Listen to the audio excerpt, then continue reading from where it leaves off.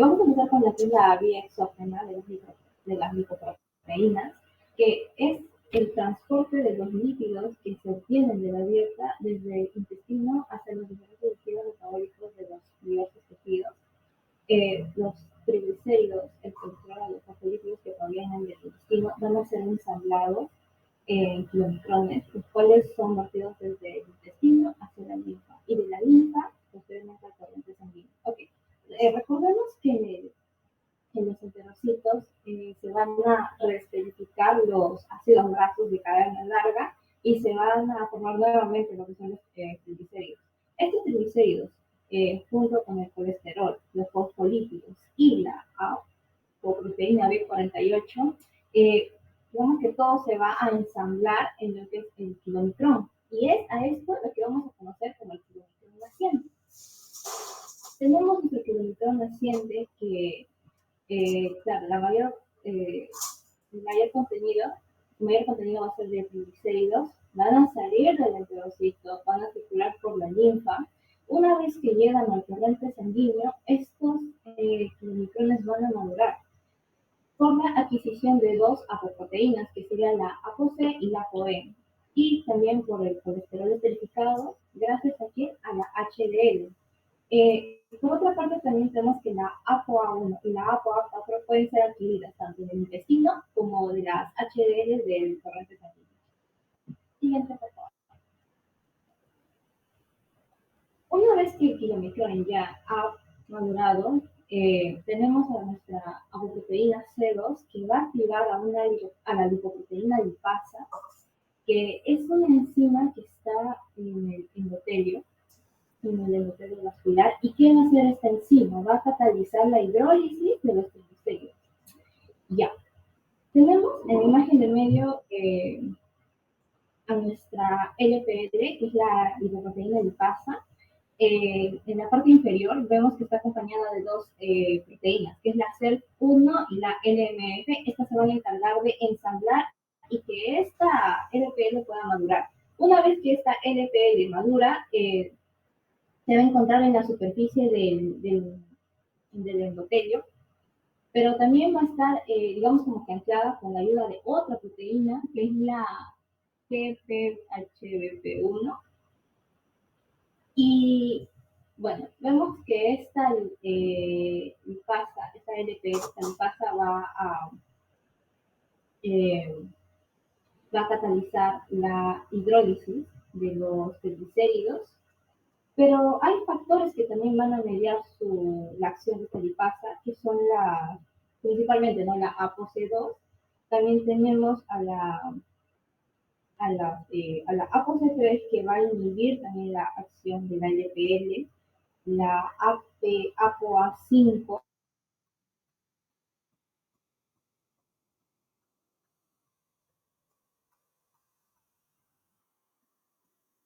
No se le escucha. Sí, parece que se le ha congelado la imagen, porque tampoco su cámara se quedó congelada. Ahora se te escucha. ¿En qué parte lo quiere? No habrá sido 10 segundos que se te fue. Ok. Entonces, volviendo, estaba mencionando que hay unas proteínas de rojito que son las ANGPTL, que también ayudan que se encargan también tienen entonces una función inhibitoria, ¿no? Entonces, una vez que estos triglicéridos se van a hidrolizar, ¿en qué? En ácidos grasos. También olvidé mencionar que un factor mediador que incide en esta lipasa es la insulina. Ya, ok. Entonces, se hidrolizan los triglicéridos, se obtienen lo que son los ácidos grasos y el glicerol. Y estos ácidos grasos se van a distribuir en los diversos tejidos, ya sea para el almacenamiento en el tejido adiposo o para la utilización de energía, que sería en el tejido muscular. Entonces, en la circulación, conforme el kilomicrón va perdiendo los triglicéridos, este kilomicrón, que era una estructura, digamos, grande, va a empezar a hacerse cada vez más pequeña y cada vez a ser más denso. Entonces, es a esto a lo que vamos a conocer como el kilomicrón remanente. Este kilomicrón remanente va a ser eliminado, por así decirlo, de la circulación a través de su unión con los receptores E. Recordemos que al inicio, para que el kilomicrón pueda madurar, adquirió una apoproteína, que era la ApoE. Ya esta apoproteína E es la que va a ser reconocida por los receptores E que se van a encontrar en los hepatocitos. Y también mencionar que las apoproteínas, la ApoA1, ApoA4, son devueltas a la HDL. Y ahí es donde básicamente se terminaría la vía exógena. Siguiente. Bueno, en síntesis, todo vemos que empieza en el intestino delgado, pasa a la circulación linfática, el kilomicrón madura, este kilomicrón, con la ayuda de la lipoproteína lipasa, se van a poder hidrolizar los triglicéridos. Estos triglicéridos se hidrolizan en ácidos grasos y en glicerol. Los ácidos grasos pasan a los tejidos extrahepáticos. El kilomicrón remanente va a ser, digamos, recepcionado por los hepatocitos del hígado. Eso sería todo, amigos. Muchas gracias.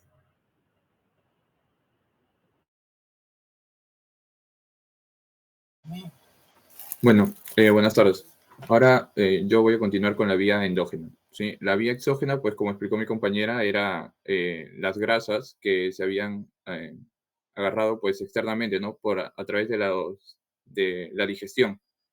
Ahora, esta vía endógena va a ser las grasas o los lípidos sintetizados por el hígado y que se van a desplazar a través de todo el organismo. ¿Ok? Esto de acá es un sistema mediado por la apolipoproteína B100. Esto de acá se sintetiza en el hígado. Luego vamos a ver un poco más cómo se da este proceso. Y ahí es donde se va a sintetizar esta VLDL, ¿no? Esta lipoproteína en el hígado. Esta apolipoproteína 100 va a estar en la VLDL, en la IDL y también en la LDL. Es una apolipoproteína que va a estar presente en las tres. Y lo que hace es que esta VLL va a llevar estos lípidos, triglicéridos y colesterol que se encuentran dentro de ella hacia todo el organismo. Ahí podemos ver la imagen en donde esta VLDL, ¿no? Que es una lipoproteína de muy baja densidad, pues tiene en su membrana, ¿no? Alrededor, en su superficie, pues tiene a la ApoB100, va a tener a la ApoC y a la ApoE. Y la ApoC pues va a tener dos tipos, ¿no? La ApoC3 y la ApoC2. Eso va a estar en la membrana. La que es intramembrana, la que está dentro de la membrana es la ApoB100. Las otras son proteínas que están en la periferia, no están dentro de la membrana. Y tenemos adentro un núcleo que es apolar, es hidrofóbico. Ese núcleo pues va a tener, acá como dice, ¿no? Colesterol esterificado adentro, ¿no? O ésteres de colesterilo también se le conoce. Y el colesterol que no va a estar esterificado o colesterol libre va a estar afuera, ¿no? En esta membrana. Esta membrana es una monocapa, es una sola, no es bicapa. Siguiente, por favor. Bueno, acá tenemos la formación de VLDL. Esto de acá, esta formación se da en el hígado. Para formar la apolipoproteína B100, ¿no? Como es una apolipoproteína, esto se va a dar en el retículo endoplasmático rugoso. Se forma esta apolipoproteína y luego va al retículo endoplasmático liso. Ahí es donde se le va a agregar los triglicéridos que están dentro del citoplasma.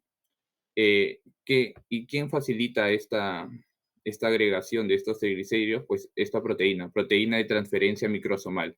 Deja pasar triglicéridos o los triglicéridos que están en el citoplasma dentro del retículo endoplasmático liso y lo agrega a esta apolipoproteína. Y ahí se da pues la BDL naciente, ¿no? También leí un poco que esto de acá, para que luego se vaya al Golgisoma, se forma una vesícula que se llama COP3, que es un complejo es proteínas de complejo de recubierta. Y esto lo que hace es translocar, ¿no? Las partículas que están en el retículo endoplasmático liso al Golgi. Y en el Golgi también se van a agregar más triglicéridos. Y ahí es recién donde el Golgi lo va a empaquetar y lo va a sacar como vesícula y lo va a liberar por una pinocitosis inversa. Eso es lo que se va a dar acá y cómo se forma la BDL dentro del hígado. Siguiente, por favor. Luego tenemos el metabolismo de la BDL.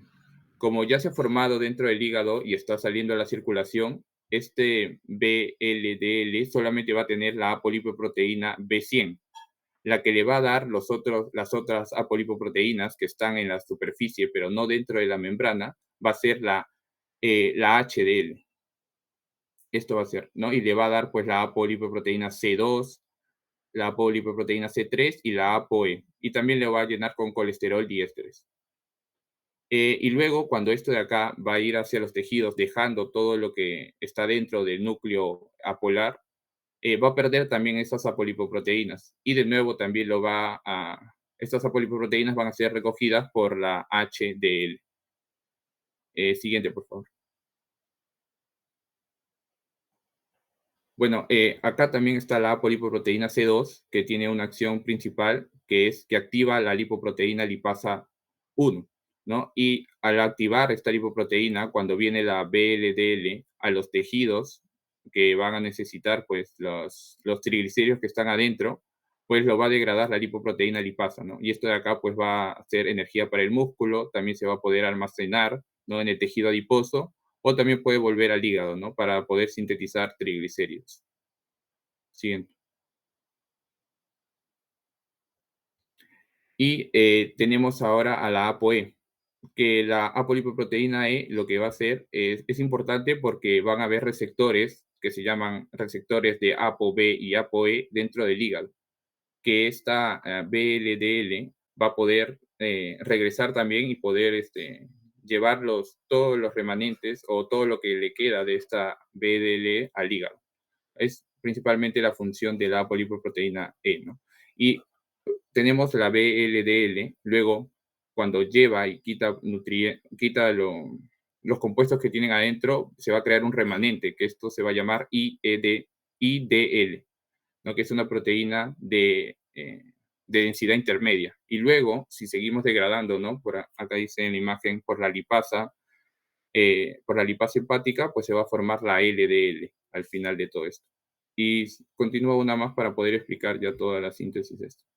Bueno, acá está más todo sintetizado y acá creo que se puede entender un poco mejor. Tenemos el hígado que va a sacar la BLDL que va a ser naciente y solo va a tener la apolipoproteína B100. Luego, cuando va a la circulación, pues la HDL es la que le va a unir la ApoC y la ApoE, ¿no? Esto va a ser por la parte de arriba del esquema. Y luego tenemos a la BLDL. Esta BLDL va a ir a los tejidos extrahepáticos y se va a degradar por la lipoproteína lipasa. Al degradarse por esta lipoproteína, pues va a pasar la IDL, que se llama remanente de BLDL. Esto de acá se sigue degradando y va a pasar la LDL. Estas tres lipoproteínas tienen en común que tienen la apolipoproteína B. Esto se llama cascada lipolipídica de estas tres lipoproteínas. Y pues la LDL va a poder también ir a otros tejidos llevando los triglicéridos o si no, reabsorberse por el hígado. Y la IDL también. Eso sería todo. A continuación, ¿Quién sigue? a continuación vamos a seguir con la vía endógena. Entonces nos habíamos quedado al punto de tener las IDLs. Entonces las IDLs son lipoproteínas de densidad intermedia. Y estas IDLs tienen dos formas de captarse en los hepatocitos. Entonces, de estas dos formas de captarse en el hepatocito, hay una que hace endocitosis y otra mediante la lipasa hepática, que va a hacer ciertas modificaciones en la IDL para dar posteriormente la forma a lo que es la LDL y así continuar con la vía endógena.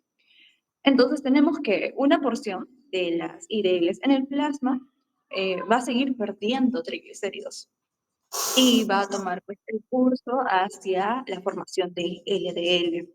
Estas a su vez van a ser aclaradas por el sistema de receptores hepáticos. Las LDL constituyen los principales transportadores de colesterol plasmático hacia los tejidos. Esto quiere decir que la vía endógena va a tener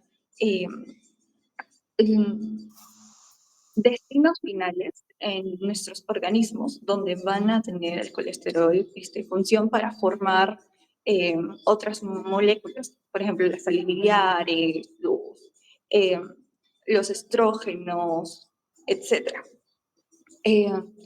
Con ello, de esta captación de LDL vamos a tener que el 75% está ocurriendo en el hígado y el resto puede ocurrir en las glándulas suprarrenales y tejido adiposo.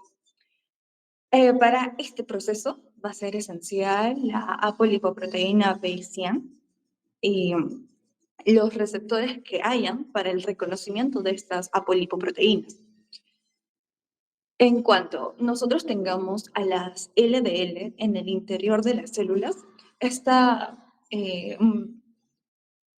LDL van a ser desarmadas en sus componentes proteicos y los lipídicos.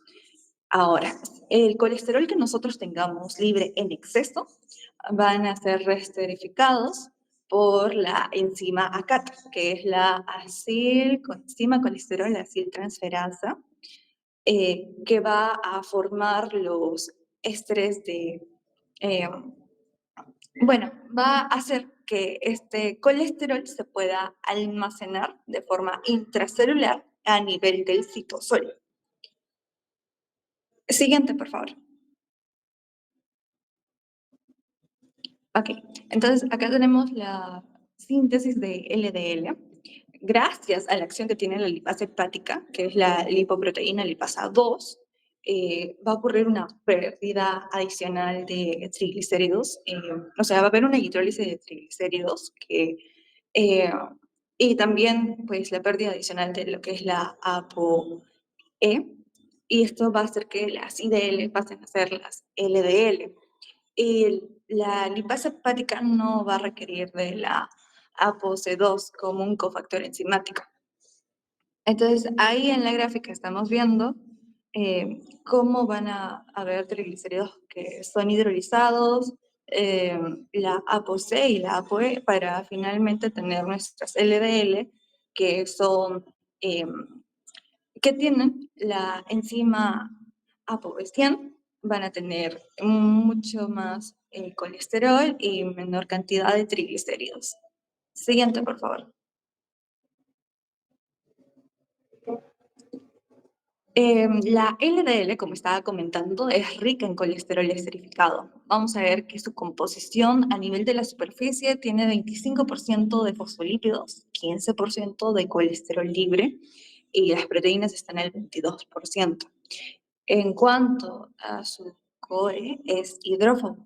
Tiene el 5% de triglicéridos y el 35% es colesterol esterificado. Siguiente.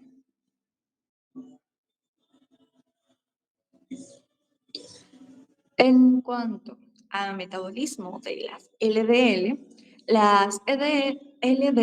son removidas de la circulación ya por los receptores que hay hacia las apolipoproteínas B100 que van a estar en la superficie de nuestras LDL. Y estos de aquí, al momento de ser removidos de la circulación, pueden ser por el hígado o si no por órganos extrahepáticos. Podríamos mencionar, por ejemplo, a lo que ya habíamos hablado de las glándulas suprarrenales, los ovarios, a nivel del cerebro, los oligodendrocitos, etc. La lipasa hepática va a tener, va a ser una proteína de transferencia de colesterol esterificado. Aquí en el gráfico vemos cómo primero empezábamos con las VLDL, luego había las IDL, posteriormente se daba la conversión a LDL y ya luego la captación que lo podía hacer el hígado o si no, otros órganos. Siguiente, por favor. Acá tenemos, o vamos a ver estos gráficos que nos van a ayudar a visualizar mucho mejor la vía endógena de las LDL a nivel celular. Entonces, nosotros tenemos que las LDLs tienen sus receptores, y estos receptores son receptores para la apolipoproteína B100. Una cualidad es que estos receptores son reutilizables, o sea, una vez que se da el endosoma, estos receptores se separan de las LDL y vuelven a la superficie de la membrana plasmática. El siguiente, por favor. Ok, ya en el lisosoma, esta LDL se va a degradar hacia sus hacia aminoácidos por la parte de las proteínas hidrolizadas, y en cuanto a sus componentes lipídicos, estos se van a desesterificar. Vemos, por ejemplo, el colesterol. Cuando hablábamos de colesterol libre en exceso, teníamos la enzima ACAT que hacía que se formasen sí, ya. Ok, hacíamos que se formasen ésteros de colesterol para poder almacenarlo a nivel del citosol, como estamos viendo en el gráfico, dentro de la celulita. Y el aumento del colesterol libre, como ya lo menciono, y lo vemos en la gráfica, disminuye su incorporación exógena e incrementa su esterificación. Siguiente. Gracias. Bueno, yo inicio. Buenas tardes. Me tocó la parte de la vía de retorno de las lipoproteínas, y para esto quería iniciar con esta imagen. Como vemos, es una aterosclerosis. ¿Y por qué inicio con esta imagen? Bueno, es el mecanismo por el cual nuestro cuerpo evita que ocurra esto mediante la vía de retorno de las lipoproteínas.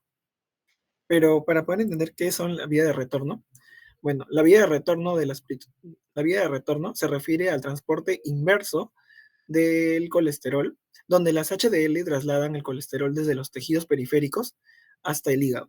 Este proceso es importante porque permite que el colesterol que se ha acumulado en exceso pueda ser retirado de las células y ser llevado al hígado. Otra función muy importante de las HDL es actuar como un reservorio de apoproteínas, y esto va a permitir la interconexión con las demás vías, como es la endógena y la exógena. Como que este reservorio se podría tener de apoproteínas, puede ser la ApoC1, la ApoC2 o la ApoE, que estas son principalmente esenciales para el reconocimiento y la activación de las enzimas en los receptores de los tejidos. Ya. Ahora voy a explicarles la vía de retorno. Las HDL nacen como partículas discoidales. Estas son partículas, como vemos en la imagen, son discoidales y pobres en lípidos. Estas tienen una capa de lipoapoproteína A, o la apoproteína A o ApoA1, y conforme van absorbiendo en la membrana de los tejidos el colesterol, mediante el receptor ApoE, van a ir, y este colesterol se va a ir esterificando gracias a la enzima LCAT o leticina colesterol aciltransferasa, que va a esterificar este colesterol libre y va a hacer que esta HDL vaya madurando. Y cuando va madurando, permite que también se vaya absorbiendo más cantidad de colesterol. Ya. Esta absorción, como notamos aquí, va a ser de que de la forma discoidal que tiene se transforma en una forma más esférica. Y se transforma en HDL, conocido como HDL2 y luego HDL3. Después de aquí, esto va a ser entregado, este colesterol esterificado va a ser entregado al hígado para que se pueda eliminar. En esta imagen voy a explicar un poquito lo mismo, pero con esta imagen, ¿no? El colesterol se puede obtener, ya sabemos que mediante la dieta y por la síntesis del hígado. Aquí hay lipoproteínas como la LDL que van a van a transportar el colesterol desde el hígado hasta las células a tejidos. Y no siempre se llega a utilizar todo este colesterol transportado y va a haber un exceso que se va a acumular. Cuando esas células tienen un exceso, las lipoproteínas HDL comienzan a tener comienzan un transporte reverso a las de la LDL, donde las proteínas de ABCA1, que están aquí como en un macrófago, facilitan la transferencia del colesterol que tiene exceso de estas células hacia la superficie celular. Y una vez que estas HDL retienen el colesterol que está, por decirlo así, de sobra, entonces ocurre la maduración del HDL, lo que ya había mencionado anteriormente. También gracias a la LCAT o leticina colesterol aciltransferasa, que va a esterificar el colesterol y lo va a llevar al hígado para su posterior eliminación. Bueno, esto se va a llevar en el hígado para su excreción y va a ser llevado y va a ser excretado como sales biliares en forma de ácidos biliares que van a permitir que son moléculas derivadas de colesterol y estos van a ayudar a la digestión de las grasas.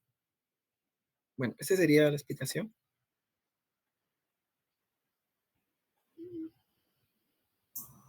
Es lecitina, colesterol transferasa, no es leticina, es lecitina.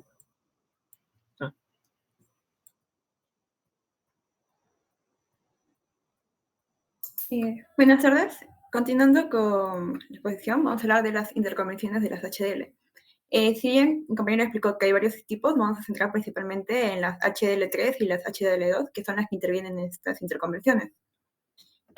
Bueno, en este dibujo vamos a ver más que nada, en este esquema nos muestra que la partícula de la HDL3 es la forma más pequeña y densa del HDL. Esta partícula va a adquirir colesterol no esterificado de células periféricas y luego por la acción de la enzima LCAT, la cual va a convertir el colesterol no esterificado en esterificado, va a permitir que el colesterol se almacene en el centro hidrofóbico de esta partícula de HDL. Y eso va a dar lugar a que una partícula más grande y esférica, que va a ser el HDL2. Luego la CETP va a facilitar el intercambio del colesterol esterificado de las HDL2 hacia otras lipoproteínas, como las VLDL o las LDL. Y a cambio, las HDL2 van a recibir triglicéridos, lo que va a modificar su composición. Luego tenemos que la enzima HTGL va a actuar sobre estas HDL2 y las va a hidrolizar los triglicéridos adquiridos, ayudando a reducir la partícula HDL2 y nuevamente una forma más pequeña y densa que volvería a ser el HDL3. Y acá vemos que ese ciclo lo que va a hacer es que va a permitir que las HDL recirculen y continúen recogiendo el colesterol que hay en los tejidos periféricos para luego transportarlo de regreso al hígado y donde va a poder ser eliminado. Siguiente diapositiva. Bueno, en este esquema más que nada vamos a hablar de, vías de captación y reciclaje del colesterol por las HDL. En el esquema que es a la izquierda, vemos que en la primera imagen está la captación selectiva de la vía SRB1. Acá las células periféricas van a liberar el colesterol hacia las HDL, luego las HDL van a llevar el colesterol al hígado. En el hígado, el receptor SRB1 permite la captación selectiva del colesterol esterificado desde las HDL. Dentro del hígado, el colesterol puede ser procesado y eventualmente ser excretado. Y durante este proceso, las HDL se remodelan con la ayuda de proteínas como la CETP, la LCAT y la PLTP, que van a ajustar su contenido de lípidos. Y al final van a quedar remanentes superficiales de HDL que el hígado puede captar y reciclar. En la imagen de la derecha tenemos que nos va a hablar de la captación mediada por receptores, pero en diferentes tejidos. Acá las HDL recogen colesterol de las células periféricas. El colesterol en las HDL puede ser captado por el hígado, pero también por otros tejidos a través de los receptores específicos, no va a ser solo el SRB1. En el riñón, mediante la proteína llamada cubulina, también va a participar en el aclaramiento de ciertas partículas de HDL. Y al igual que en el primer proceso, la CETP, la LCAT y la PLTP van a colaborar para remodelar las HL, facilitando la transferencia de lípidos y de poliproteínas.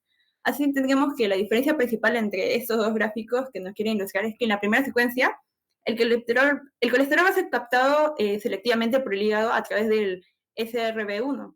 Y en la segunda secuencia, la captación del HDL va a ser mediada por múltiples receptores en diferentes tejidos, tales como el hígado y el riñón, lo que va a ofrecer una ruta de eliminación que sea más distribuida. Siguiente imagen. Siguiente diapositiva. Y bueno, en este esquema, lo que más quiero resaltar es que la apolipoproteína A1 va a ser eliminada también por el riñón. Una vez que las partículas de HDL han sido utilizadas para transportar el colesterol, la apolipoproteína 1 libre, que ha perdido su carga de lípidos, puede ser filtrada por los riñones y eliminada por la orina. Y este proceso es importante para el reciclaje de esta apolipoproteína 1 y la formación de nuevas partículas de HDL. Siguiente diapositiva.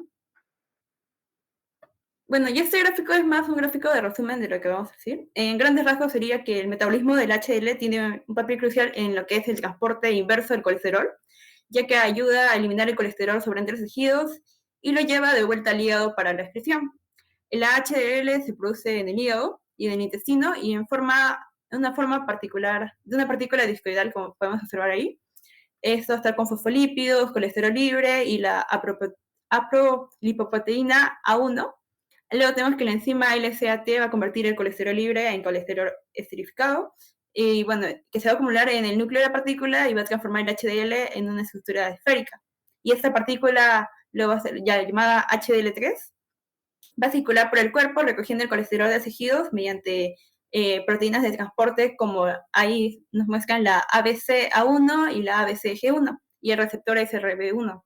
Y luego con más colesterol, la HDL3 se va a convertir en el HDL2, que lleva el colesterol al hígado, y ahí el colesterol va a ser excretado en la bilis como el colesterol libre o transformado en ácidos biliares. Y luego las lipasas hepáticas y endoteliales, que vemos que está ahí, van a degradar algo del HDL2, que va a regresar a HDL3, y así va a cerrar el ciclo del HDL.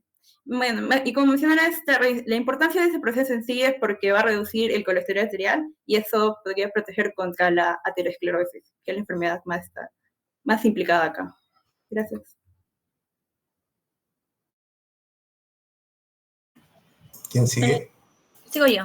Buenas tardes nuevamente. Ahora hablaré del papel del Niemann-Pick C1-like1. Esta de aquí es una proteína y, bueno, al final ya verán por qué es importante saber de ella. Ok, como continuaba, es una proteína transmembrana que se va a encargar de la regulación de la absorción del colesterol a nivel de las células del hígado, los hepatocitos, y a nivel de las células del intestino, los enterocitos. Bueno, guiándonos del esquema, podemos observar aquí, se encuentran de rojo a nivel de la zona apical del enterocito, empezaremos por la derecha. Tenemos al NPC1L1. Ok, aquí tenemos primero al colesterol libre, que es proveniente del colesterol de la dieta, de lo que se come al día a día. Este colesterol se va a solubilizar con, acá tenemos en un pentágono verde, que son los fosfolípidos, y con los ácidos biliares se van a solubilizar. Esta solubilización va a permitir que el colesterol libre pueda ingresar al enterocito. Una vez dentro del enterocito, puede tomar varias vías, como podemos ver, y se va a juntar también con el colesterol que es formado de la síntesis endógena. Ok, aquí puede tomar, como vemos, 3 caminos. Uno de los caminos sería volver al intestino a través de el ABCG5 y el ABCG8. Y también volverse parte de la circulación de la linfa con los kilomicrones y de la sangre, y de los kilomicrones posiblemente también a la sangre, junto con HDL. ¿Ok? Acá primero, en cuanto al colesterol libre, a través de la acilcoenzima A, aciltransferasa 2, se va a esterificar. De esta manera, y también dependiendo de una proteína de triglicérido microsomal, va a formar parte del kilomicrón. Y de esta manera va a transportarse a través de la linfa. Y los remanentes de este kilomicrón pues van a llegar al hígado, que ya explicaré más adelante. Y también este colesterol libre, a través del ABC-A1, va a formar parte de las lipoproteínas de alta densidad. Eso es en cuanto a nivel del intestino. A nivel del hígado, ¿cómo se llama? Tenemos primero que el HDL va a ser captado por la SRB1, que también ya fue mencionada, que es específica para esta. Y los remanentes de kilomicrones van a ser captados por las proteínas LDLR y la LRP. Todas estas también van a volverse a esterificar o viceversa para formar los que son nuestros colesteroles libres y se van a juntar también con los mismos colesteroles que fueron de la síntesis endógena, pero ahora en el hígado. ¿Ok? Y de la misma manera, estos ácidos, no, disculpen, estos colesteroles libres a través del, análogamente al intestino, a través del ABG5 y el ABG8, pues van a formar parte de la bilis. Ahora, ¿por qué es importante acá mencionar al NPC1L1? Como dije, se encarga de la regulación.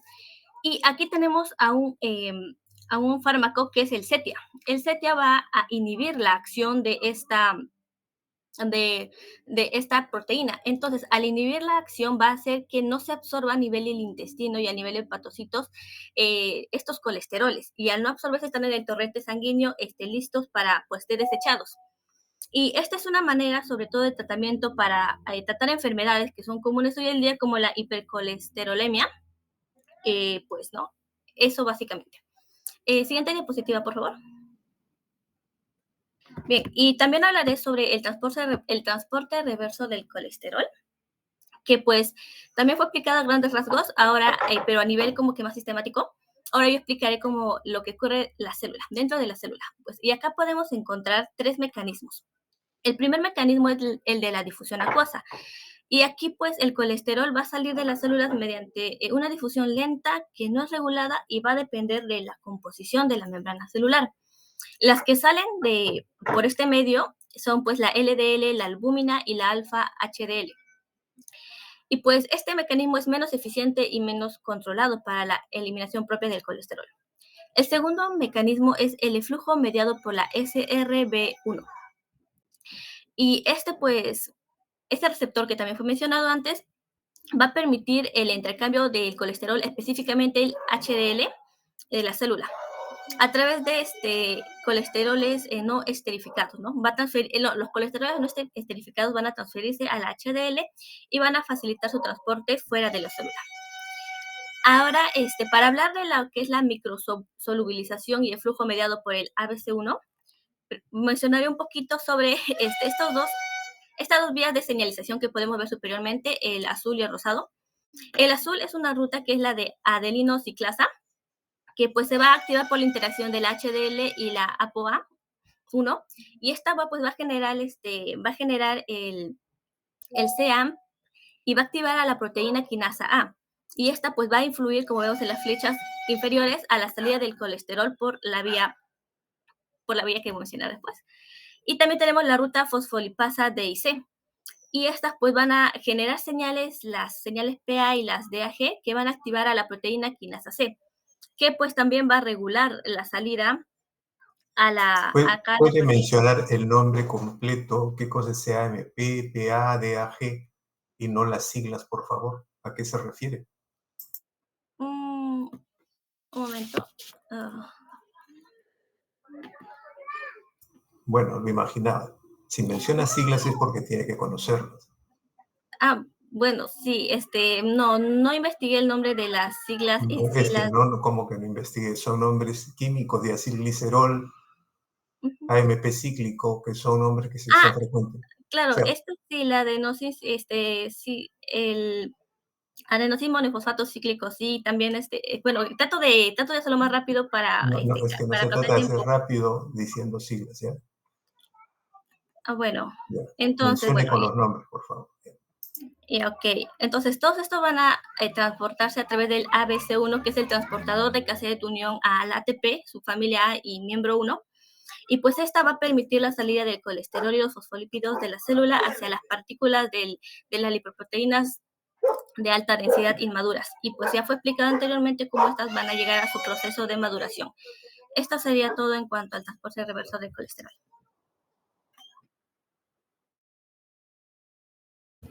Bueno, buenas tardes. Voy a continuar con el metabolismo de los ácidos grasos. Cintia, ¿qué cosa es setia? Disculpe, ¿Qué cosa es setia? ¿Setia? Sí. Ya, es un fármaco. No, sí, ¿cómo? ¿Qué fármaco es? Porque está Ya. mencionando el nombre comercial Sí. y no se deben mencionar nombres comerciales en presentaciones, no Ya. es académico. Ajá, bueno, está bien. Es la ezetimiba. ¿Y por qué no menciona, y por qué no dice ezetimibe o ezetimiba? Porque dice setia. Ya, bueno, es Bueno. sobre todo por bueno, también lo leí así en el libro, Es que de no es Harper, correcto, decía. repito, no es correcto mencionar nombres comerciales en una presentación. No es ni académico ni ético. ¿Ya? Okay. Se mencionan nombres farmacológicos o nombres genéricos. Okay. ¿Quién sigue? Sí, doctor. Bueno, como decía, vamos a continuar con el metabolismo de los ácidos grasos. Estos van a obtenerse junto al glicerol como combustible justamente metabólico de los triacilgliceroles, los cuales van a ser ingeridos y luego almacenados en las células del tejido adiposo, ¿no? Que son los adipocitos. Y bueno, también van a encontrarse en menor cantidad, pero de forma libre, ¿no? Los triacilgliceroles son depósitos muy concentrados de la energía metabólica porque se encuentran en forma reducida y anhidra. Esto quiere decir que, bueno, prácticamente no van a presentar agua. A diferencia de las proteínas y los carbohidratos, los ácidos grasos están mucho más reducidos. Esto es lo que también va a explicar su gran rendimiento energético por su oxidación completa. Bueno, se van a obtener 9 kilocalorías por gramo de los ácidos grasos, pero en el caso de los carbohidratos y proteínas menos, porque son solo 4 kilocalorías por gramo. Otra propiedad que también es importante es el carácter apolar que tienen los triacilgliceroles, lo que va a conllevar a su almacenamiento también de forma casi anhidra, mientras que las proteínas y los carbohidratos son mucho más polares y por lo tanto están hidratados. Por ejemplo, 1 gramo de glucógeno seco va a retener alrededor de 2 gramos de agua, pero 1 gramo de grasa prácticamente anhidra va a acumular como 6,75 veces la energía de 1 gramo de glucógeno hidratado. Ya si hablamos de las reservas energéticas, por ejemplo, en un hombre que pesa 70 kilogramos y tiene 420.000 kilojoules en reservas de combustible, los triacilgliceroles van a almacenar alrededor de 100.000 kilojoules, que equivale más o menos a 24.000 kilocalorías, y que esto a su vez va a representar el 11 kilogramos del peso del hombre. Pero si se almacena esta cantidad de energía en forma de glucógeno, el peso corporal sería mucho mayor.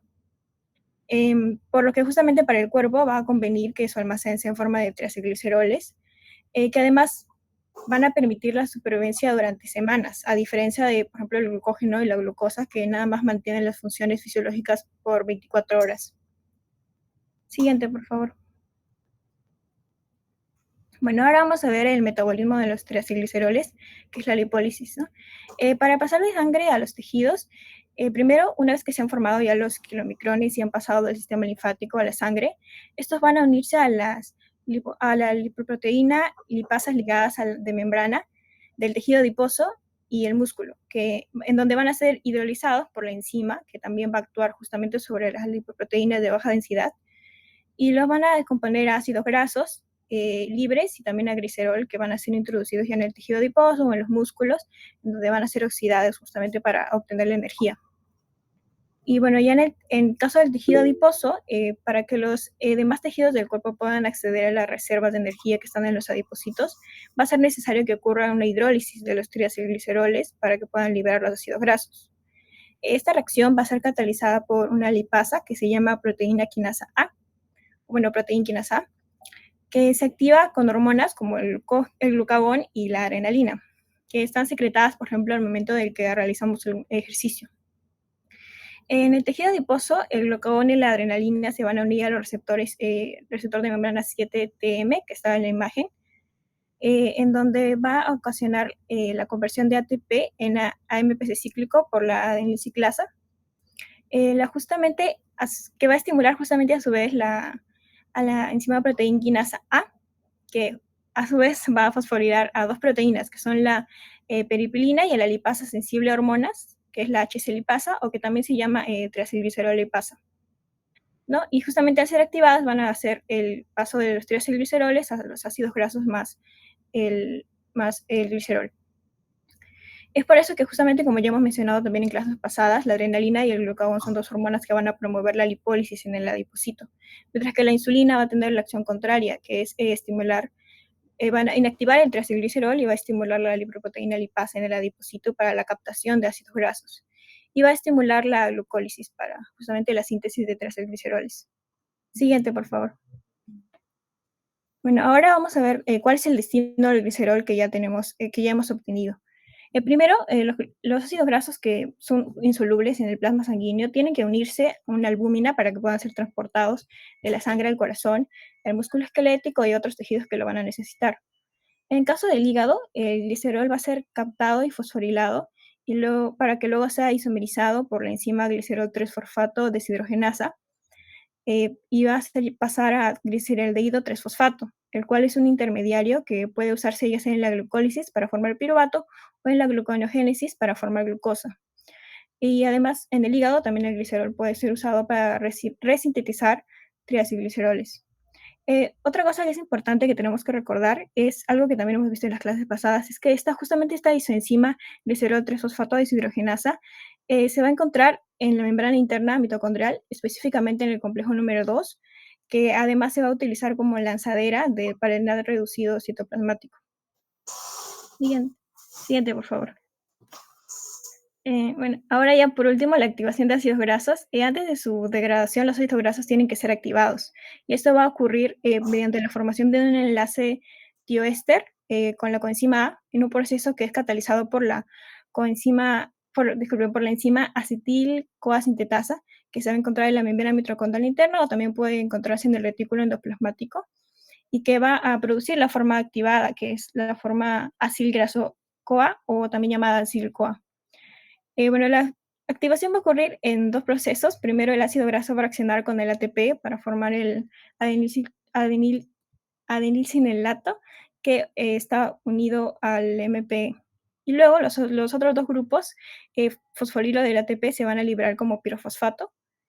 Y la segunda etapa ya es del grupo sulfidrilo del CoA, va a afectar al adenilcinelato unido a la enzima para formar el acil-CoA, que es la forma activada, y el AMP.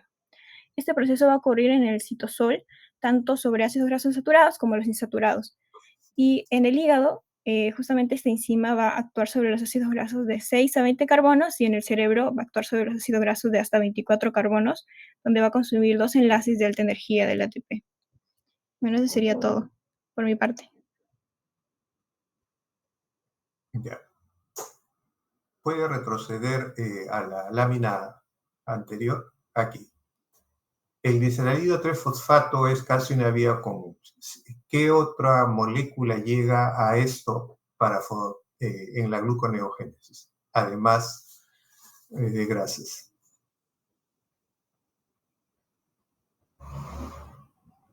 ¿Qué otra molécula llega además de grasas? Sí, además de las grasas, también llega los carbohidratos también, ¿no? Uh-huh. ¿Qué otra molécula además de las grasas? Los carbohidratos.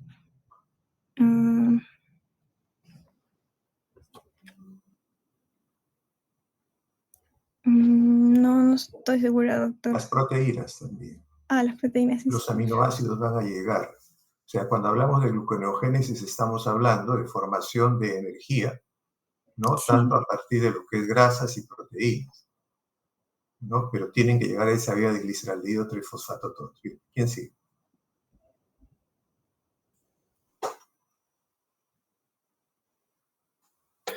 Bueno, sí, buenas tardes, doctor, buenas tardes, compañeros. Bueno, siguiendo con la exposición de hoy día, voy a exponer sobre la beta-oxidación, que bueno, en sí es el proceso catabólico aerobio que ocurre en las mitocondrias. Bueno, esta se encarga básicamente de eliminar de manera oxidativa unidades sucesivas de átomos de carbono, generando de esta forma acetil-CoA. Bueno, este proceso en sí consta de 4 reacciones recurrentes o consecutivas, la cual la primera sería la oxidación por el FAT, luego sigue la hidratación, que es por el agua, la oxidación por el NAT en su forma oxidada, y bueno, y por último tendríamos la tiólisis. Bueno, después de este proceso, básicamente, el acetil-CoA producido finalmente ingresaría al ciclo de Krebs, por lo cual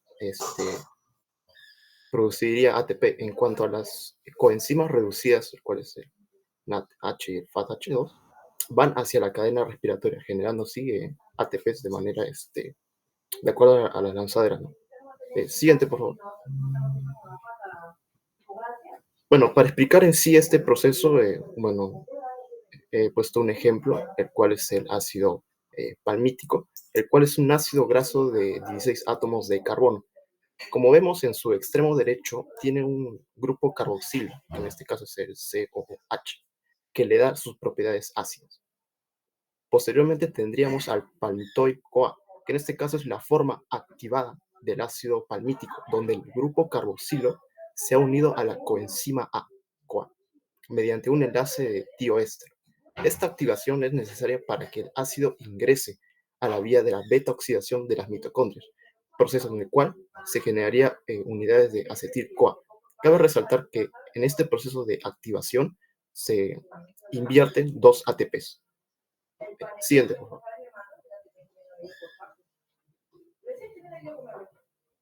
Ya, y bueno, pasando en sí al proceso de la beta-oxidación, tendríamos el paso 1, el cual la enzima acil-CoA deshidrogenasa cataliza la primera reacción, en la cual se forma un enlace doble entre los carbonos alfa y beta, como podríamos ver por siguiente en esa reacción de segundo orden, como vemos, antes del 1 y el 2.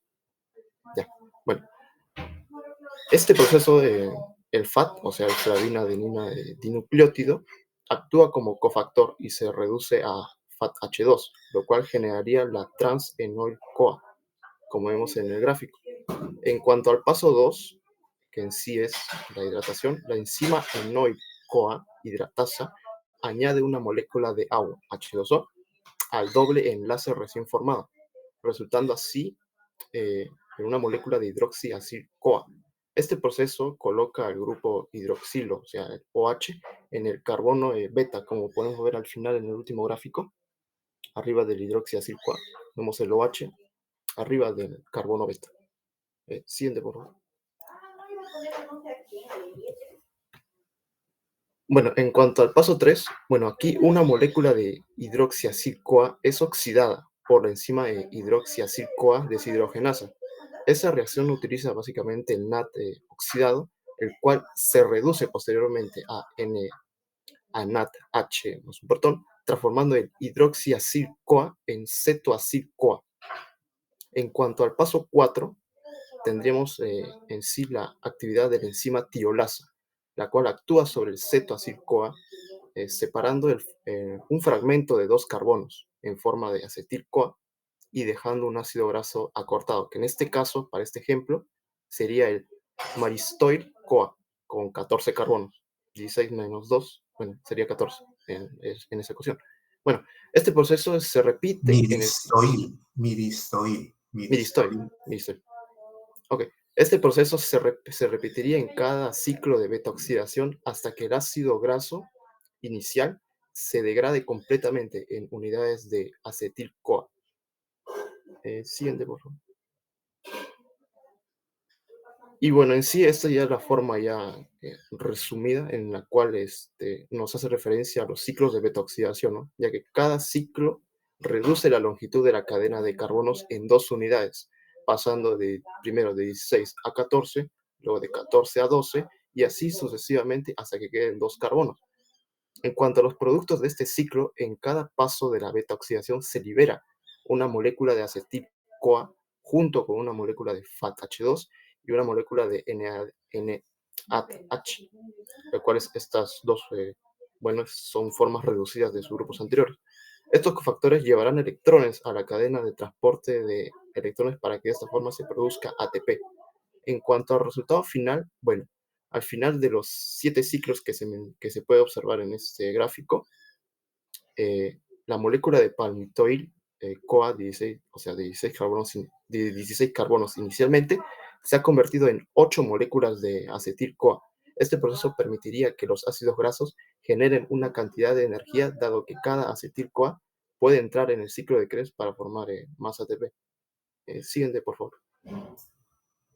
Es interesante de ver cómo a partir de lípidos hemos visto cómo a través de carbohidratos pueden formar energía, pero acá también, ¿no? A partir de cadenas largas de carbonos, en la medida que se van escindiendo estas moléculas de carbono, se va formando también compuestos reductores y oxidados para proporcionar energía, o que pueden ser cofactores enzimáticos, como el FAT y el NAD, como lo dice su compañero, para proporcionar electrones y generar ATP, ¿no?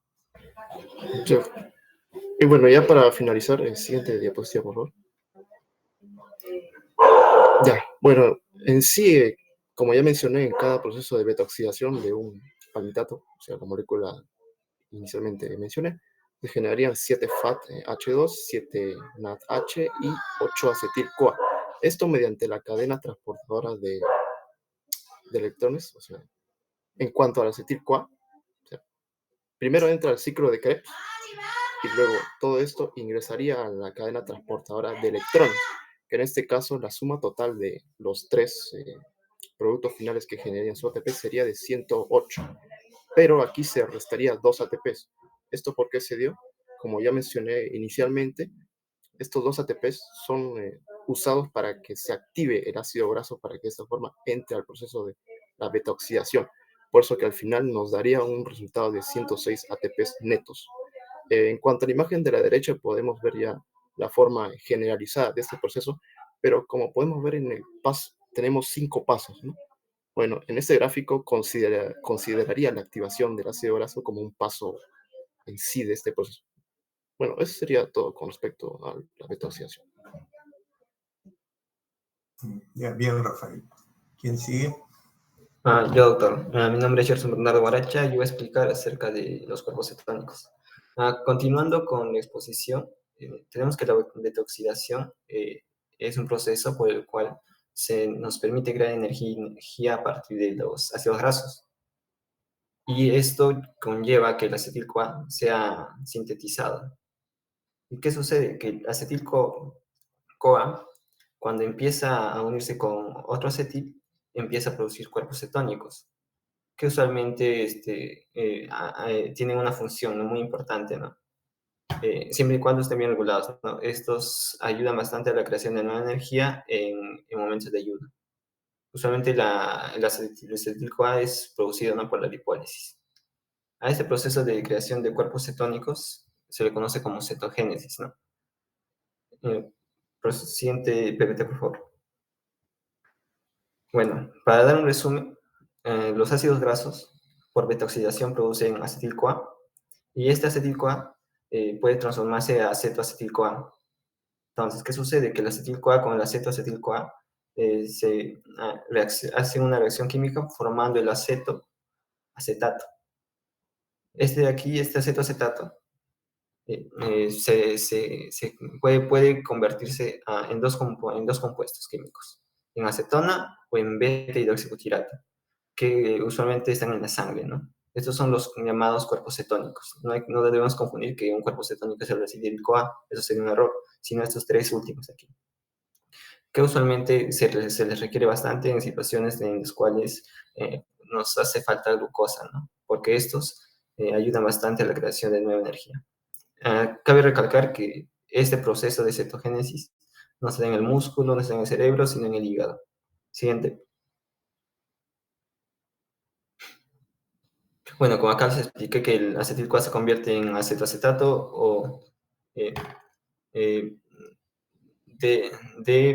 beta-hidroxibutirato mediante la cetogénesis, ¿no? Usualmente, como les vuelvo a repetir, estos están durante el ayuno, pero cuando estos cuerpos cetónicos, como el acetoacetato o el beta-hidroxibutirato, como les dije, que están en la sangre, empiezan a aumentar, pues ¿qué sucede? Que estos, cuando empiezan a aumentar demasiado y no son controlados, ya sea por un proceso metabólico fallado, esto conlleva, ¿no?, a la cetoacidosis, ¿no? Que usualmente es muy común, es muy común en la diabetes tipo 1, la cual se caracteriza usualmente la diabetes tipo 1 por la carencia de insulina.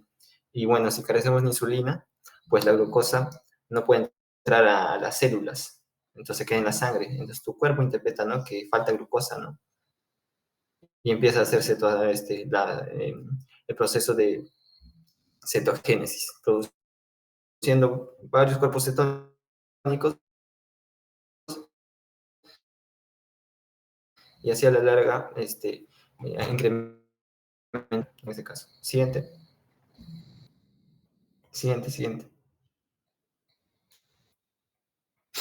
Bueno, un resumen aquí. Bueno, en este caso de la diabetes, en la diabetes tipo 1, pues sucede esto, ¿no? Cuando se empeora la diabetes tipo 1, empieza a ser, se denomina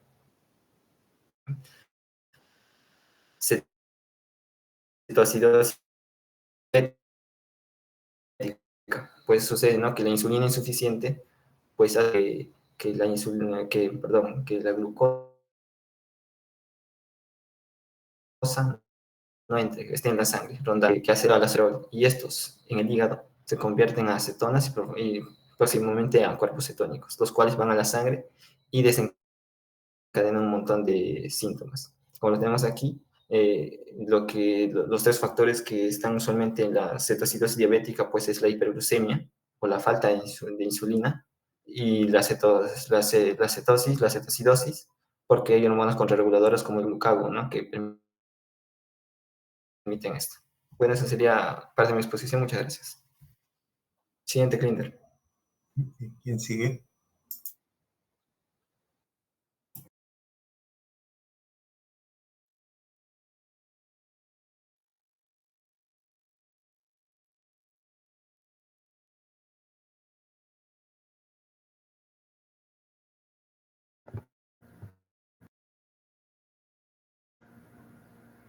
Ya.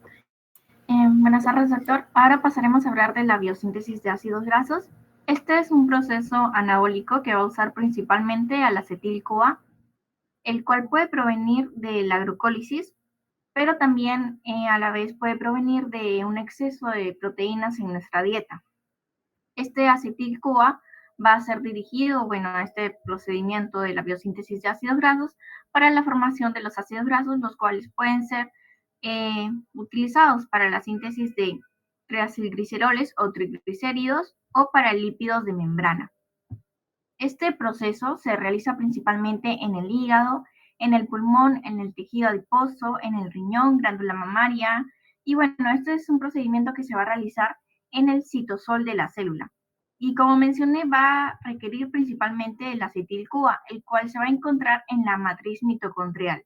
Entonces, este acetil-CoA va a usar la lanzadera del citrato para poder salir hacia el citosol. Y bueno, siguiente, por favor. Ya, ok. Y bueno, como mencioné, la lanzadera de citrato va a ser un mecanismo de transporte que va a permitir el paso del acetil-CoA desde la matriz mitocondrial hacia el citosol para ser utilizado en este procedimiento de la biosíntesis de ácidos grasos. El acetil-CoA va a ser convertido en citrato para poder salir al citosol, y este citrato va a ser, mediante la enzima citrato-liasa, va a ser separado en oxalacetato y en acetil-CoA. Siguiente, por favor. Ok. Ahora, la biosíntesis de ácidos grasos va a usar principalmente al complejo enzimático ácido graso sintasa. Este procedimiento va a ser la condensación de unidades de 2 carbonos, lo cual va a ser el procedimiento inverso de la beta-oxidación. Ahora, la ácido graso sintasa va a tener 6 actividades enzimáticas y una proteína portadora de acilos. En la imagen de abajo podemos observar la proteína portadora de acilo, que va a estar anclada a una proteína, la cual va a ser en este caso el ácido graso sintasa. Siguiente, por favor. Ok, ahora pasando a hablar El ácido graso sintasa, este va a ser un complejo multienzimático que va a agregar 2 unidades de carbono a partir del malonil-CoA. Esta va a catalizar la síntesis de ácidos grasos hasta 16 carbonos para formar lo que es el ácido palmítico o palmitato. El ácido graso sintasa va a ser una proteína dimérica que va a estar formada por 2 unidades con 3 dominios cada uno, como vemos en las imágenes de acá. Acá vemos el dominio 1 que va a estar conformado por la acetiltransferasa y la maloniltransferasa y la cetoacil sintasa o enzima condensante. Este dominio 1 va a participar en el proceso de la iniciación, donde el acetil-CoA y el malonil-CoA van a liberar su coenzima A y estos se van a unir con la proteína portadora de acilo. Y va a seguir con el dominio 2, donde está el citocil reductasa, el hidroxil deshidratasa, el enoil reductasa, la proteína transportadora de acilos, y el dominio 3 va a estar conformado por la tidioesterasa o también llamada diacilasa. Y bueno, siguiente por favor. Acá vamos a ver 2 imágenes donde, como mencioné, va a estar conformada por 2 unidades, la cual van a tener 3 dominios que van a estar conformados por ciertas enzimas, y esto va a estar unido a la proteína portadora de acilos, que es la ACP. Esto sería todo por mi parte. Siguiente, por favor.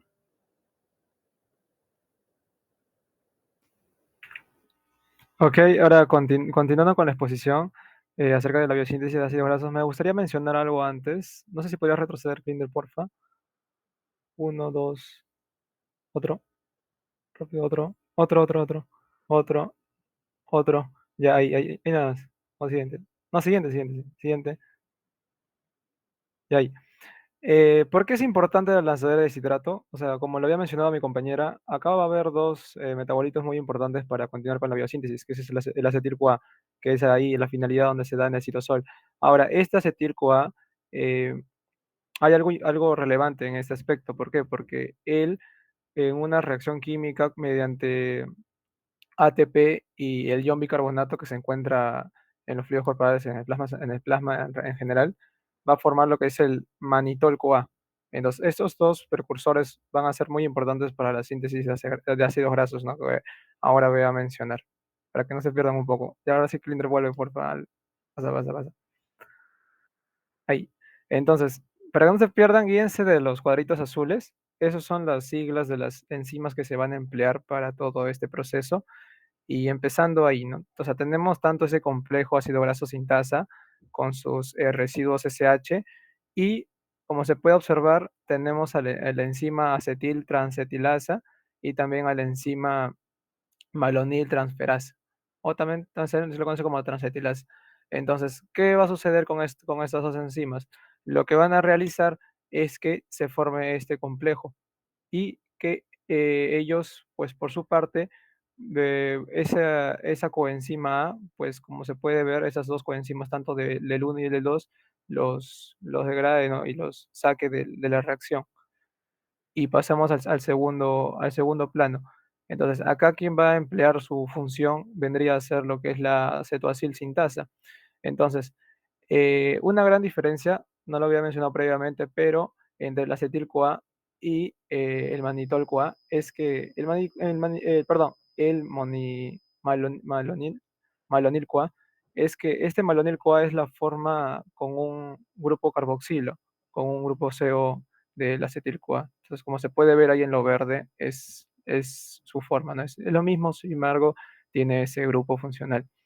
Ahora, siguiendo con el proceso, pues viene lo que es la condensación por parte de cetoacil sintasa.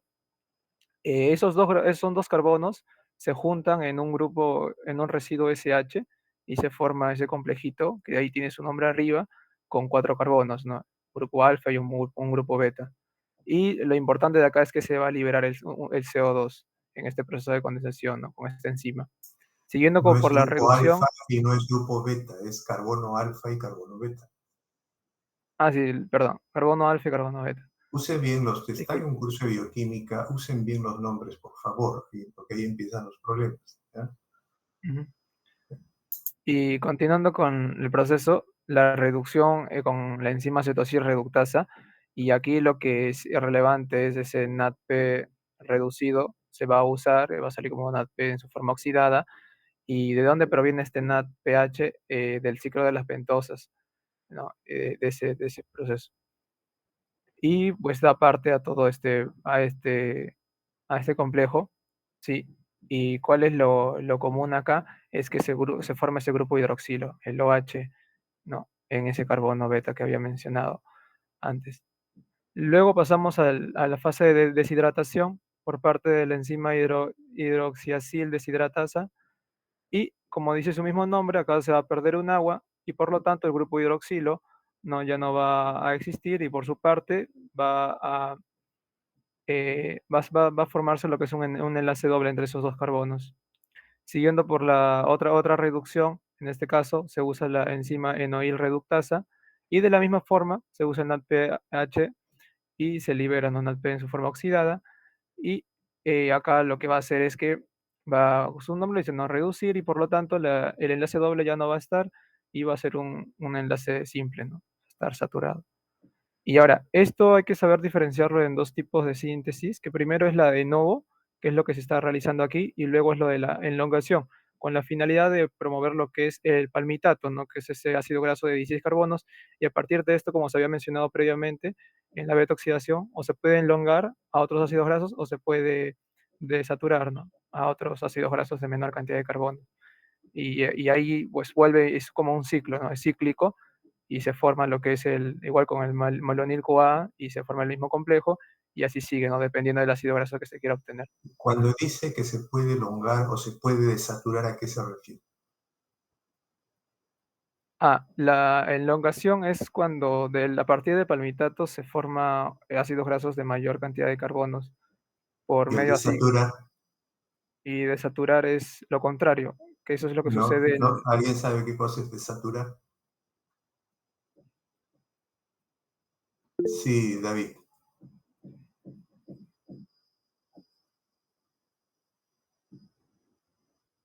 Así es generar dobles enlaces. No es lo contrario de elongar. Por favor, usen los términos adecuados. A veces empiezan a hablar rápido, ¿no? Y no están procesando bien las ideas ni usando bien los términos bioquímicos. ¿Ya? Entonces, hablen correctamente. Desaturar es generar dobles enlaces, no es acortar una cadena. Doctor, entonces, cuando se desatura y el emplear de enlaces dobles, por lo tanto, se acorta la cadena, No necesariamente. y en este caso No, de los... no necesariamente. Pero si usted me dice que es lo contrario de No, sí, elongar, está mal usado. Porque una cosa es formar dobles enlaces y otra cosa es acortar cadena. Ahora, cuando se acorta la cadena, que se pueden formar dobles enlaces, sí. Pero elongar no es lo contrario a desaturar. Ya está, ya entendí, gracias. Ya. Entonces, y así se produce el ciclo, y ya bueno, esa es la parte, ¿no? En la ocasión, en esta fase de síntesis. Siguiente, por favor. Ahora, en manera de resumen, vamos a comparar ambos lo que se había hablado previamente, lo que es el catabolismo en la beta-oxidación y la biosíntesis, ¿no? Como se puede dar cuenta en uno, pues la cantidad, en el caso de la degradación, comienza con una oxidación.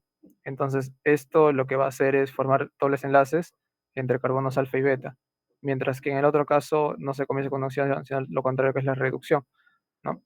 Y en uno es la hidratación, el otro es la deshidratación, y así, ¿no? Mientras que en uno los carbonos se disminuyen, en el otro aumentan. Y ahora vamos a mostrar un cuadro comparativo para más o menos hablar mejor de esto. Siguiente, por favor. Entonces, aquí está, ¿no? Como lo había mencionado, el rojo viene a ser lo del catabolismo. Esto en la beta oxidación lo que va a haber una escisión secuencial. O sea, van a disminuirse entre dos carbonos, mientras que en el otro se va a adicionar, ¿no? A partir de lo que es ese precursor que les había mencionado, el malonil CoA, de 2, de 2, de 2.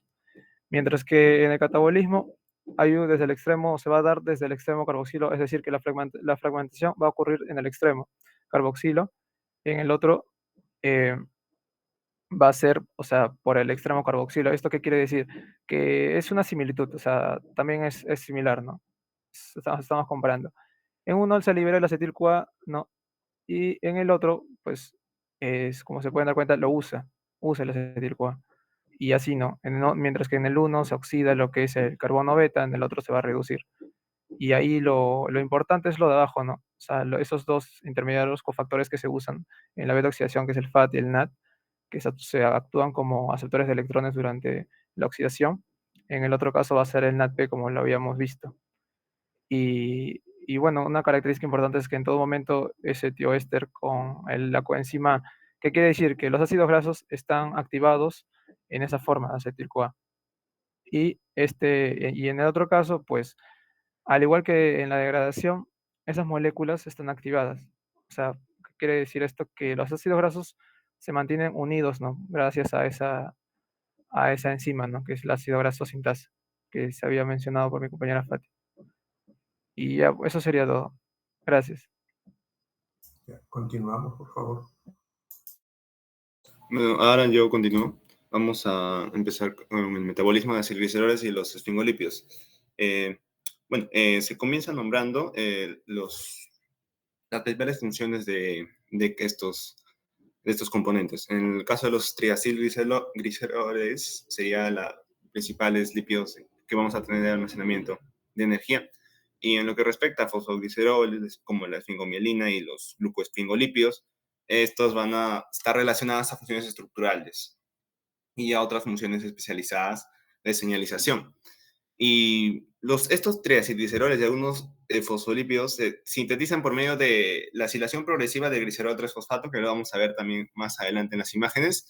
Y bueno, acilación es pues básicamente ir agregando ácidos grasos, y por eso puse en esa imagen al glicerol 3-fosfato, que pues, se le está añadiendo cada vez más ácidos grasos. Y bueno, para la formación de lo que respecta a los acilgliceroles, continuando, vamos a tener dos componentes principales, el glicerol y los ácidos grasos. En lo que respecta al glicerol, un cambio importante que este va a tener para esta formación final de los acilgliceroles está la conversión de glicerol a glicerol 3-fosfato por medio de la enzima glicerol sinasa. Y bueno, esta glicerol más los ácidos grasos van a requerir una activación por medio de adenosin-trifosfato.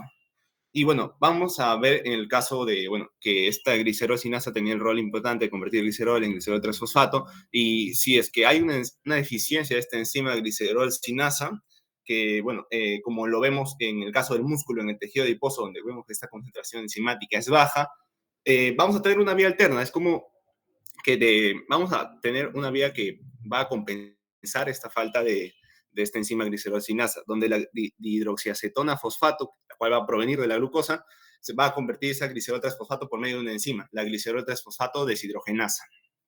Siguiente diapositiva, por favor. Bueno, también vamos a ver diferentes rutas en el metabolismo de estos lípidos, también lo vamos a ir comentando uno a uno, y donde se va a producir los lípidos como inositol, fosfolípidos y cardiolipina.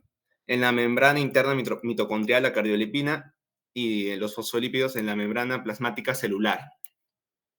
Estas van a ser parte importante de estructuras celulares y funcionamiento como de las membranas mitocondriales, como lo que sería la cardiolipina, membrana interna mitocondrial. Y en lo que respecta al triacilglicerol, como ya lo he mencionado, su principal función va a ser almacenar energía, y los fosfolípidos, como la colina y la etolamina, se va a destacar que estos van a ser importantes para las membranas celulares. Comenzamos con la biosíntesis del acilglicerol, donde pues tenemos a una molécula que ya he mencionado previamente, como lo que sería la glicerol 3-fosfato. Esta puede seguir dos rutas. La primera es la del fosfatidado, donde vamos a tener que en corto se va a formar luego de ser de acilglicerol. En el caso de que sea de acilglicerol, se va a formar el triacilglicerol o la fosfatidilcolina y fosfatidiletoanolamina. Este mismo fosfatidado también puede formar directamente lo que es la cardiolipina y la fosfatidilinositol. Va a ser parte esencial para formar al final la fosfatidilinositol 4,5-bisfosfato. Y la fosfatidilinositol va a estar relacionada a la señalización celular. En lo que respecta a la otra vía de la dihidroxiacetona fosfato, podemos tener al factor de activación de las plaquetas. Y bueno, esto va a estar relacionado a la respuesta inflamatoria, así como a la formación de los plasmalógenos, que lo vamos a encontrar en la membrana del corazón, por ejemplo. Siguiente diapositiva, por favor.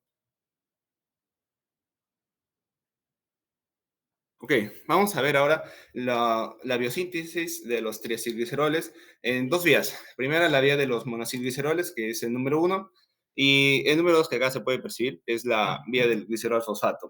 Acá, bueno, tenemos nuestra molécula principal, sería la stereospecific numbering, o sea, una numeración estereoespecífica en los carbonos quirales del glicerol 3-fosfato. Puede producirse mediante el glicerol, como ya lo he mencionado, mediante la enzima glicerol sinasa, que, bueno, que va a usar un grupo fosfato. Bueno, el adenosin trifosfato va a ser adenosin trifosfato y va a darle un grupo fosfato al glicerol para convertirle en stereospecific number glicerol 3-fosfato. O también esto se puede tener mediante glucólisis. Mediante glucólisis, usando la enzima glicerol 3-fosfato deshidrogenasa en la dihidroxiacetona fosfato. Bueno, este stereospecific number glicerol 3-fosfato va a ser una molécula importante que va a convertirse en una siguiente enzima que ahora voy a mencionar, mediante la enzima, se va a convertir en otra molécula mediante la enzima glicerol 3-fosfato aciltransferasa, donde se va a transferir este grupo acil de ese acil-CoA, que bueno, va a estar principalmente saturada, bueno, eso va a salir como CoA, y siguiente imagen, por favor. Y bueno, y se va a formar el componente 1-acilglicerol 3-fosfato. O también, bueno, este va a ser un intermediario. ¿Qué cosa es specific numbering? ¿Qué cosa es? ¿Es una molécula? ¿Qué cosa es? Cada rato han mencionado, ¿qué cosa es? He investigado que es una numeración estereoespecífica relacionada a la orientación de los carbonos quirales. Ya, cierto, eso es, pero lo ha mencionado como si fuera una molécula, y no es una molécula. Es una denominación que se va a usar. Ya, es como una nomenclatura. Sí, nada más, no es una molécula. Entonces, no es necesario decirlo entonces, ¿no? Por supuesto que no. Entonces, está bien. O sea, lo ha mencionado como si fuera una molécula y no es una molécula. Está bien. Sí. Ok, continuando, vamos a tener al 1-acilglicerol 3-fosfato o la lisofosfatidado, que va a ser un intermediario, puesto que mediante la enzima 1-acilglicerol 3-fosfato o aciltransferasa, donde va a ganar un grupo acil, se va a convertir en una molécula que nos va a importar bastante, como lo que sería la 1,2-diacilglicerol fosfato, o ya, bueno, propiamente su nombre, fosfatidado. He visto que algunos lo nombran como ácido fosfatídico, y bueno, eso básicamente. Y es más frecuente que se le mencione como ácido fosfatídico. Ya, está bien, sí. Entonces sí, se menciona más como ácido fosfatídico. Y mediante la vía de la monacilglicerol, bueno, tenemos que el 2-monacilglicerol, mediante la enzima monacilglicerol aciltransferasa, que se va a encontrar principalmente en el intestino, va a sufrir una acilación, esta molécula 2-monacilglicerol, y también vamos a tener como consecuencia, como resultante, la molécula 1,2-diacilglicerol, porque, bueno, ha ganado un grupo acil. Y lo mismo vamos a tener si es que a este 1,2-diacilglicerol fosfato o fosfatidado le pasa por la enzima fosfatidado fosfohidrolasa, donde va a perder... No es fosfatidado, es fosfatidato. Perdón, fosfatidado.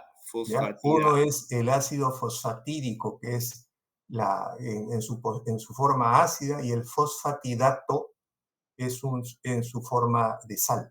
¿Ya? Es lo mismo. O sea, es lo mismo. Es como decimos láctico-lactato, ¿no? Es fosfatídico, fosfatidato. No es fosfatidado. ¿Ya? Sí, está bien. Fosfatidato. Fosfatidato, fosfohidrolasa. Bueno, donde vamos a tener después la enzima como resultante, a la molécula resultante de la 1,2-diacilglicerol. Y bueno, va a sufrir transformaciones también, y vamos a ir viéndolas en la siguiente imagen. Bueno, por favor, la siguiente imagen. Ahí. Ok, aquí está, la 1,2-diacilglicerol. Vamos a ver que se va a transformar mediante distintas enzimas, distintas moléculas, como los triacilgliceroles, que bueno, ya lo he mencionado, así como también mediante la otra ruta vamos a obtener al fosfatidil inositol, y mediante ese 1,2-diacilglicerol también vamos a tener la fosfatidilcolina. Y bueno, eso sería lo principal que puedo resaltar en este gráfico, como así como la utilización también de otras enzimas como las que serían la citidina trifosfato, que bueno, y luego vamos a seguir usando otras enzimas como la citidina difosfato colina, la diacilglicerol, la fosfocolina o la transferasa, y vamos a tener la fosfatidilcolina. Siguiente, por favor. Es interesante en este caso ver cómo se empiezan a formar segundos mensajeros. O sea, a partir de estas síntesis que vemos de ácidos grasos, el fosfatidilinositol es un segundo mensajero. O sea, una molécula que va a llevar el mensaje desde la membrana celular al núcleo. La fosfatidilcolina, un neurotransmisor. Entonces, de estos ácidos grasos están formando compuestos importantes que tienen un rol en la comunicación celular. Sí. Continuamos.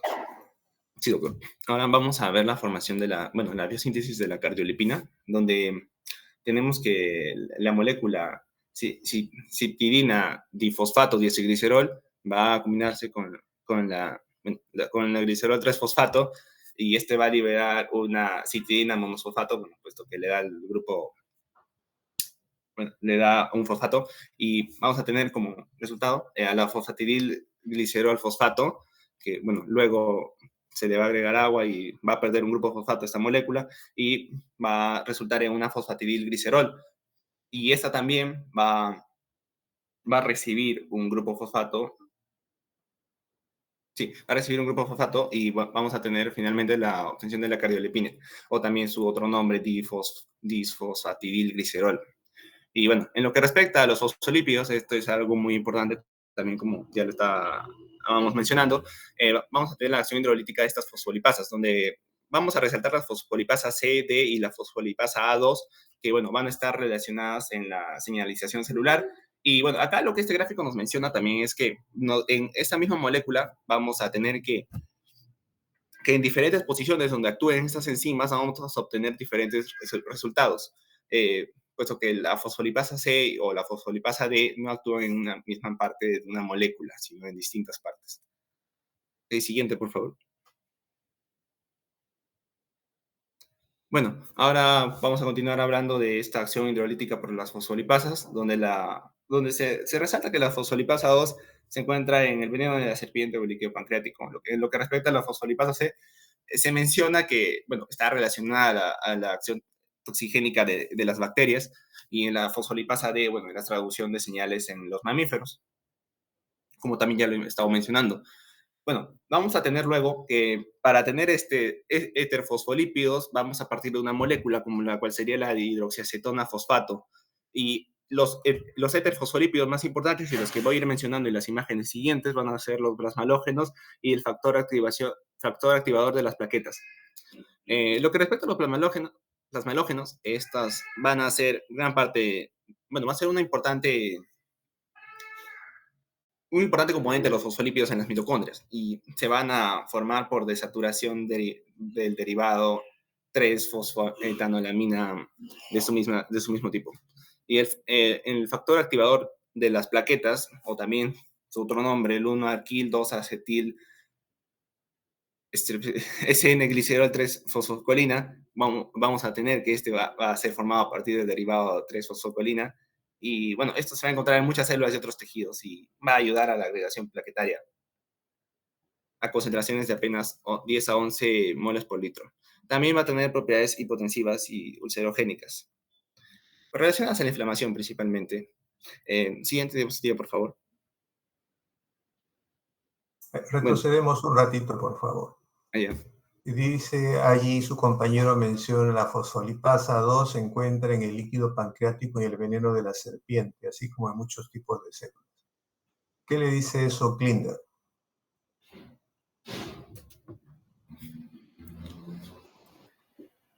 Doctor, disculpe, no lo entendí muy bien. ¿Cómo? No están atentos, no están siguiendo la clase. Dan su parte y no siguen la clase. La pregunta es, la fosfolipasa 2 se encuentra en el líquido pancreático y el veneno de la serpiente, así como en muchos tipos de células. ¿Qué le dice eso? que bueno, que varios tipos, la fosfolipasa es un fosfolípido muy importante y que encuentra en tanto el líquido pancreático y también se puede sintetizar. No repita lo que está ahí, sino co-interpreta eso.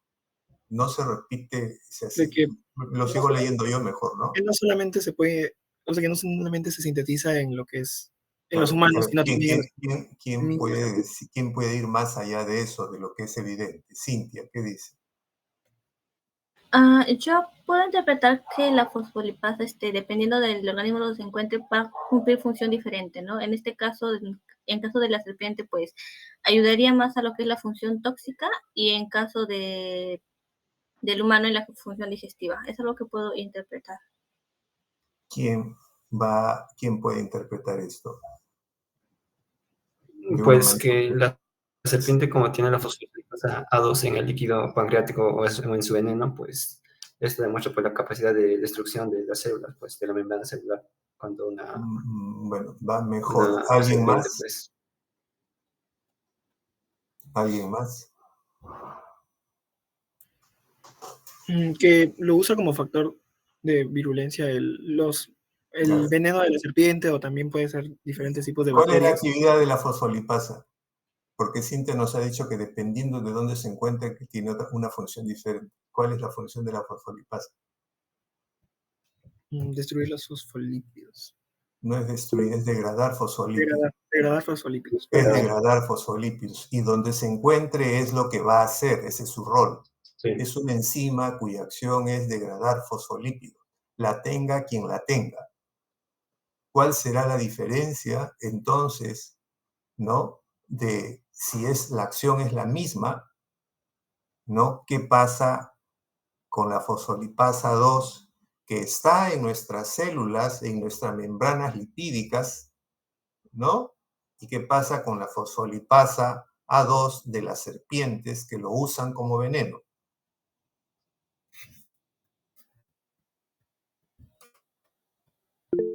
Sí, Frank.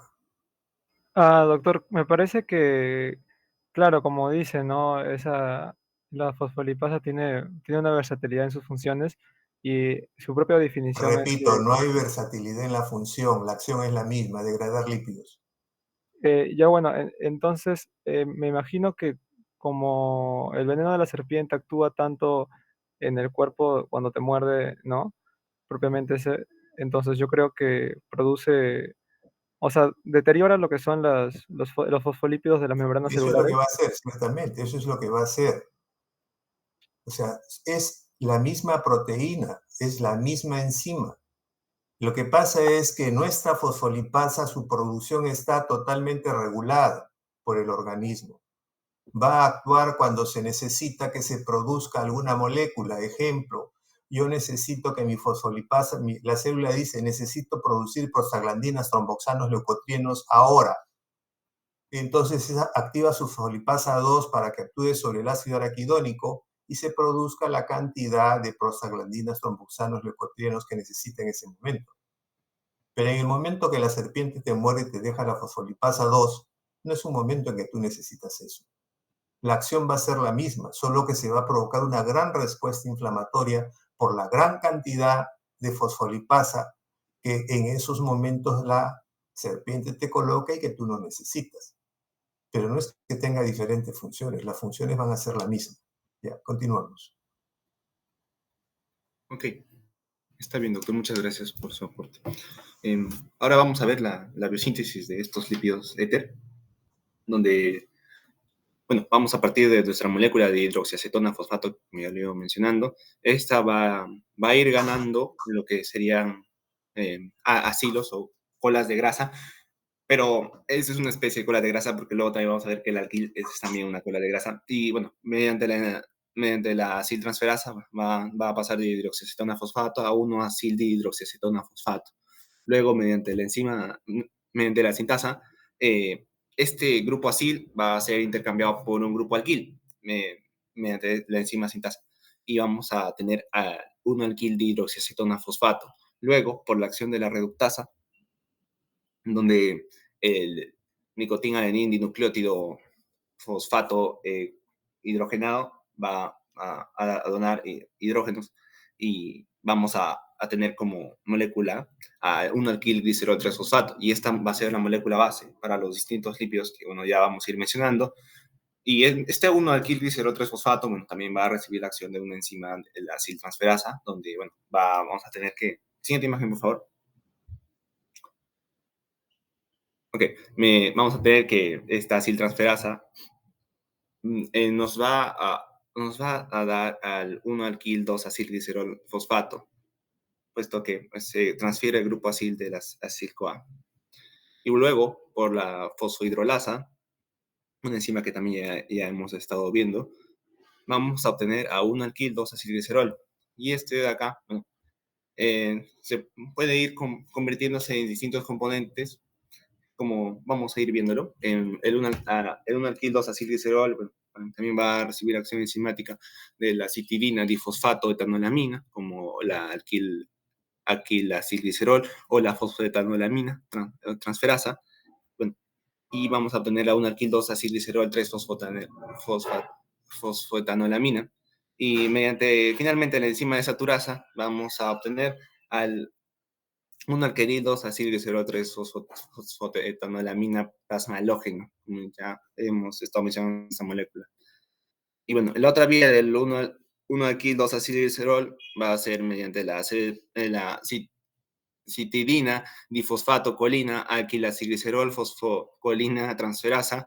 Vamos a obtener la 1-alquil-2-acilglicerol 3-fosfocolina.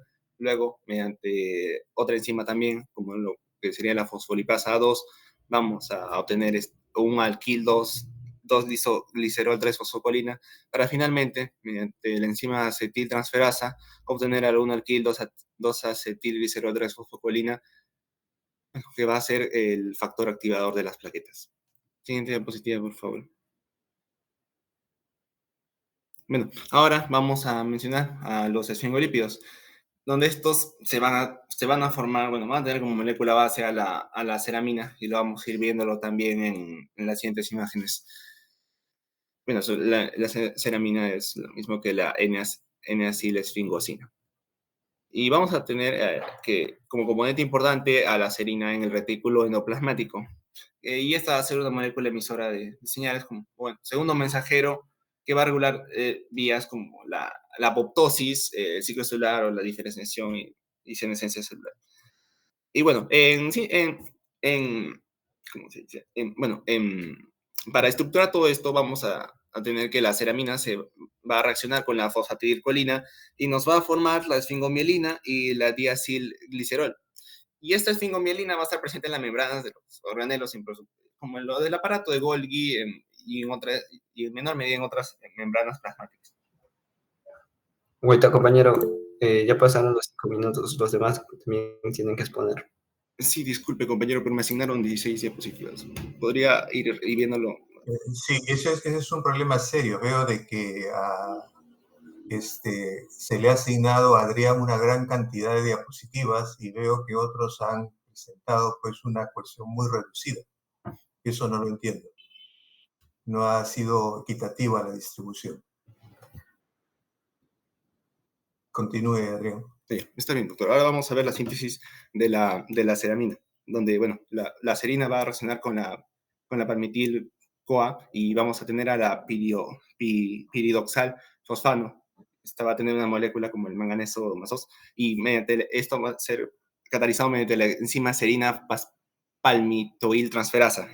Y vamos a tener como resultado a la 3-cetoesfinganina. Y esta 3-cetoesfinganina también vamos a tener que va a reaccionar con esta enzima 3-cetoesfingamina reductasa, y vamos a tener a la dihidroxiesfingosina, o también llamada esfinganina. Siguiente, por favor.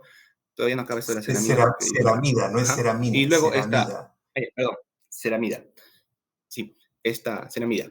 Y bueno, esta dihidroesfingosina, o también llamada esfinganina, va a reaccionar con la enzima dihidroxiesfingosina en acetiltransferasa y nos va a dar como resultado la dihidroceramida. Y esta dihidroceramida va a reaccionar finalmente con la dihidroceramida desaturasa y vamos a obtener como resultado final a la ceramida. Siguiente, por favor. Bueno, ahora vamos a ver el metabolismo de la fosfatidilcolina, donde tenemos a la fosfatidil. Adrián, lo vamos a dejar allí porque nos quedan pocos minutos. Hay uno de tus compañeros que tiene que exponer todavía y no se debe volver a repetir esto. No se le puede cargar a una sola persona una gran cantidad, lo cual significa que no están revisando todos bien el tema, ¿no? Y otros han expuesto una cantidad reducida de diapositivas. No está bien. Hay un grupo que tengo que ver después de esto, en otra actividad de bioquímica, y no podemos retrasarnos más. ¿Quién sigue, por favor?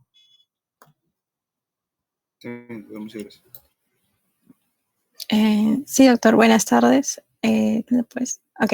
Ahora lo que voy a hablar es sobre el metabolismo del colesterol, que básicamente es la biosíntesis del colesterol y esta tiene lugar en el retículo endoplasmático liso.